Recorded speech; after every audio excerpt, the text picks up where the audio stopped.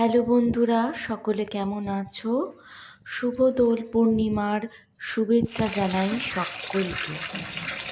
অনেকদিন কোনো ব্লগ দেওয়া হয়নি, কারণ মাঝখানে ভীষণ জ্বর হয়ে অনেক দিন অসুস্থ ছিলাম, কাজও কামাই হয়েছে, তো সেই জন্য অনেক দিন কোনো ভিডিও দিতে পারিনি।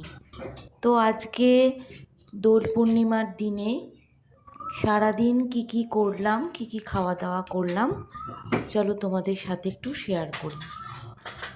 সকালবেলায় আমরা খুব হালকা করে টিফিন করলাম। টিফিনে খেলাম মুড়ি, আলু চচ্চড়ি। সে আলু চচ্চড়ির জন্য দেখো প্রেসার কুকারে একটু তেল দিয়ে, সর্ষের তেল দিয়ে, কালো জিরে ফোড়ন আর একটা কাঁচা লঙ্কা দিয়ে আলুটা দিয়ে সিটি মেরে নিলাম। কাঁচা লঙ্কা একটাই দিলাম, কারণ আমার ছেলে ছোট, ও একদম ঝাল খেতে পারে না, যার জন্য আমরা সমস্ত তরকারিতে কম ঝাল দিই। আজকে দোল পূর্ণিমার দিনে তোমরা কি করলে সেটা কমেন্টে এসে অবশ্যই জানিও। এই দেখো মুড়ি তরকারিতে অল্প একটু শসা কুচিয়ে নিয়েছি, একটু চানাচুর দিয়েছি। এটা হালকা টিফিন খেতে খুবই ভালো লাগে। আর এই দেখো বাড়িতে কিছু বিট, গাজর, রাঙালু ছিল, সেগুলো দিয়ে একটু বাদাম ভেজে ভেজিটেবিল চপ বানিয়েছিলাম।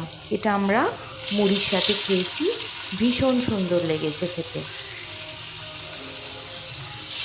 চপগুলো একদম হাতে গড়া বেসনের গোলায় ডুবিয়ে, আর বাড়িতে ছিল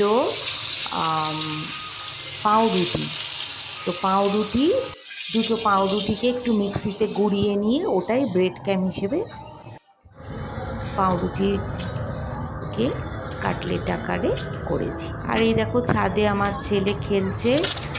ওকে রং কিনে দিই না, কারণ রং গায়ে পড়লে উঠতে খুব অসুবিধা, তাই আবির গুলেই রং খেলছিল।